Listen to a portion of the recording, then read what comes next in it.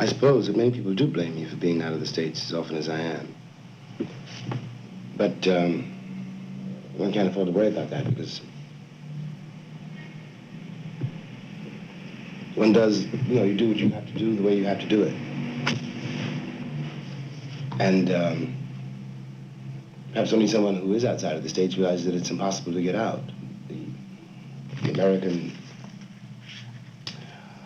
power follows one everywhere. But I'm not any longer worried so much about that. I'm worried about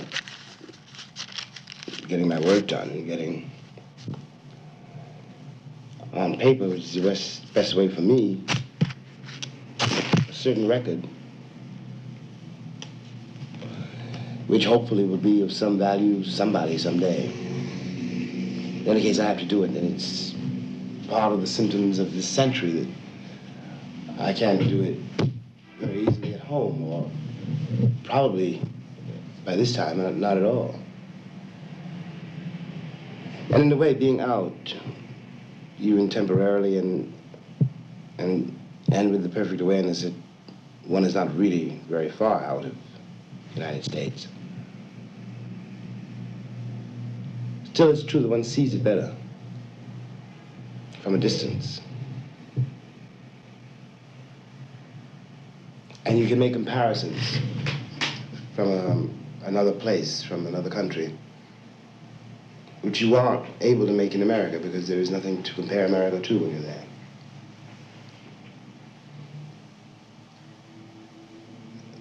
I don't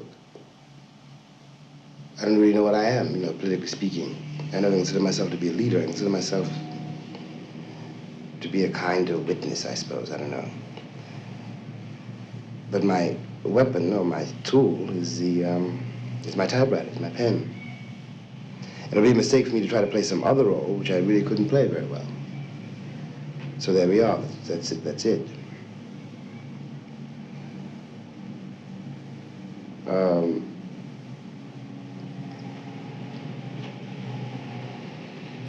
I leave and I go back. I leave and I go back. And I try to work while I'm away. And in the last few years, I haven't, when in America, I've really done very little writing. I've scarcely even tried to because the pressures are too immediate and too great. And once one gets off the plane or the boat, one knows in 2 or 3 weeks it's going to be impossible to close one's door and to concentrate in the peculiar way you have to concentrate if you're really working. And that's just a fact, one of the facts of my life. I don't really know what to say about it.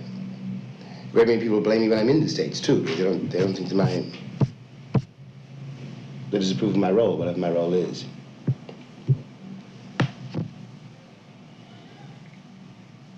But I don't know, I think all poets, and I'm a kind of poet, caught in this situation, which is a kind of pre-revolutionary situation, have a very difficult role to play. And insofar as they're real poets, they are committed to the welfare of the people, of all the people. But they don't always read this welfare as simply as politicians might. My own effort is to try to bear witness to something which will have to be there when the storm is over. Help us get through the next storm. Storms are always coming. And that's a very individual effort which no one asked me to make it, so I have no complaints to make, about my treatment in the world. I asked for it.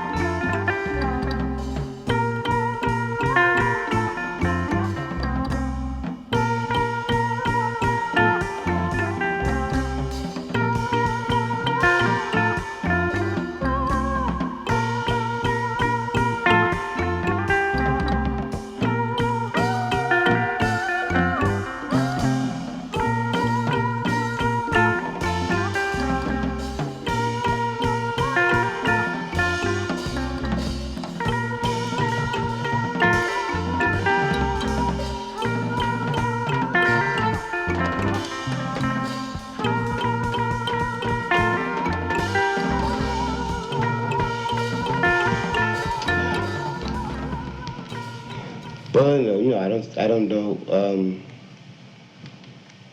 I don't really know how to answer that question because, in the first place, and I don't exactly resent it, but I always feel it's somebody's business. Whatever goes on in anybody's bedroom, But in my own case, I can see that it's, I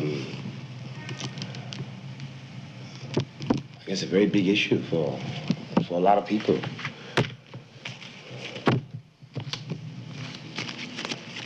I don't know. I have a certain kind of Puritan thing about two things. A certain kind of privacy, which I think is everybody's right, certainly mine, and a certain kind of pride. The life that I actually live, or that I've lived, is very different from the life that people imagine. And my involvements with men and with women, what can I say about them to the world? It's not to be talked about to the world. I love a few men, I love a few women. And a few people who love me, I suppose that's all that saved my life. In any case, I know, you see, something about my own experience. I know something about where I have been and what I have seen, what I know in my guts, in my blood. And I will never be able to deny, for any reason at all,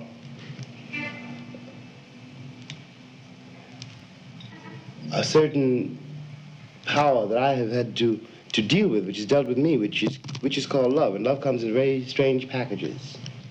And I think everything depends in a life on whether or not you're able to accept what comes to you. Because it never comes to you the way you think it will. It never comes to you the way you're taught it will. It comes as it comes. In the case of a person like myself, I was very quickly in a kind of space where I had to deal with my life as though I had no father, I had no mother, as though I had somehow arrived with no antecedents, so to speak, and had to make it up as I went along. Had to decide by myself whether this was right or wrong, whether this was for me or not for me, whether if I said now no, what the repercussions would be in my private life, in the life which no one knows anything about but me, and what would happen if I said yes. I think the trick is to say yes to life. I think the details, it's only this weird 20th century which is so obsessed with the particular details of anybody's sex life. I don't think those details make any difference. I don't think that, I think, in my own experience, I've observed that American men are paranoid on the subject of homosexuality, are terrified of it in some really very unrealistic way, because if it's there, it's there. And it's been here, it's been in the world for thousands of years.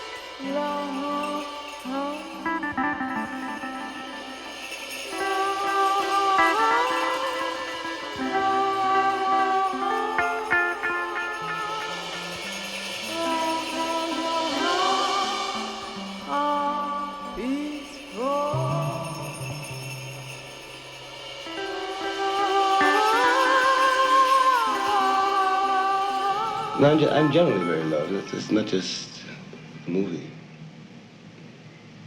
I got a lot on my mind. Not exactly low, but I'm not really present.